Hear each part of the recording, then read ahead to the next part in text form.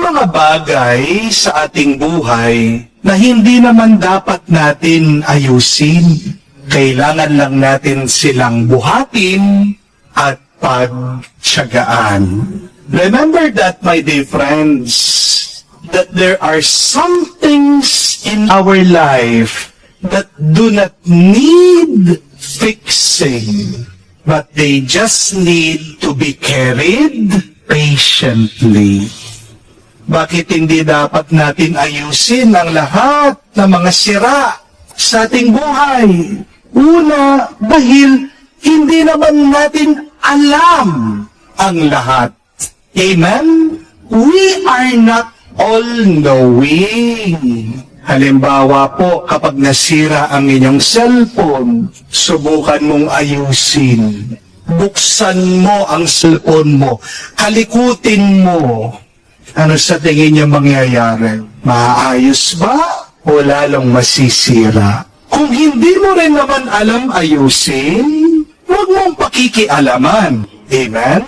Do not pretend you know how to fix everything. Kung hindi mo naman talaga alam, aminin mo at maghanap ka dun sa nakakaalam at magpatulong ka sa Kanya. Amen? Lalong-lalo na, apply po ito pagdating sa pakikitungo natin sa ibang tao. We are reminded today, my dear friends, do not fix people. May mga tao talaga sa buhay natin na parang krus. Kung krus o pabigat ang isang tao sa iyo, yan ang paanyaya ni Jesus sa atin. Buhatin niyo lang sila at sumunod tayo sa likod ng ating Panginoon. Basahin niyo din po sa mga sulat. Yan ang paanyaya sa mga unang Kristiyano. Bear patiently one another.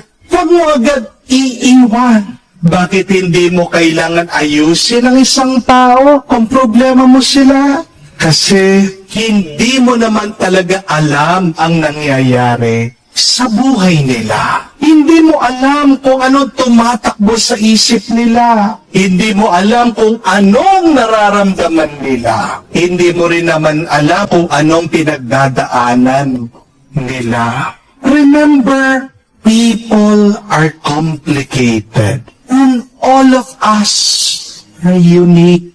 Some things may work for you, but it may not work for other people. Subukan mong ayusin ang problema ng ibang tao. Anong mangyayari?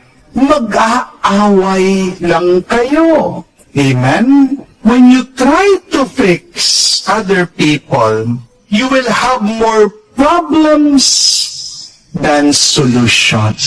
Kahit na asawa mo yan, kahit na anak mo yan, kapitbahay mo yan, katrabaho mo yan, kapag pinakialaman mo sila, baka pagsabihan ka pa. Alam mo pa sa akin, kapag sinusubukan mo na ayusin mo ang buhay ng ibang tao, para kasing nangihimasok ka sa buhay nila. Di po ba? Mahal ng tao ang kanyang kalayaan. At isang bagay na ayaw ng ibang tao na ginagawa sa kanila, ay yung kinokontrol sila, yung inaalisan mo sila ng kalayaan. Subukan niyo po, ayusin niyo yung problema ng iba. Sasakit lang ang ulo niyo. Halimbawa, nagsisimba ka. Pagkatapos, yung katabi mo, malikot yung anak niya. Try nyo nga, sabihan nyo yung magulang, Mami, gusto mo akong magdisiplina dyan sa anak mo para tumahimik naman? Ano po sa tingin nyo ang magiging reaction, sagot ng magulang? Baka magsabunutan pa kayo sa loob ng simbahan.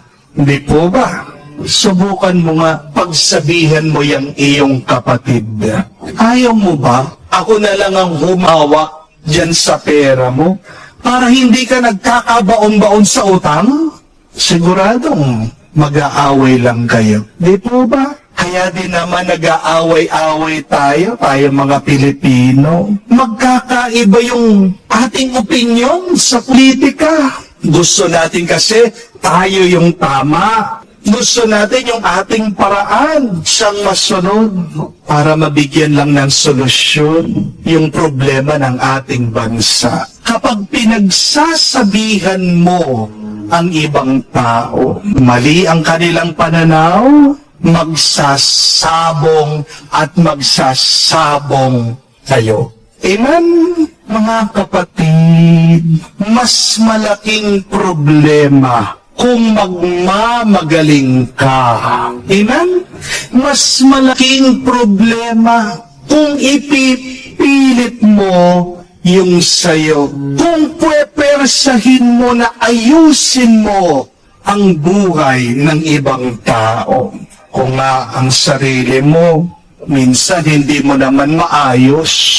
Buhay pa kaya ng ibang tao, maayos mo. Please, do not try to fix the problems of other people because there are problems that could not be fixed. They can only be carried patiently.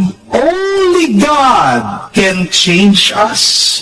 Only God can fix a difficult situation in His perfect time.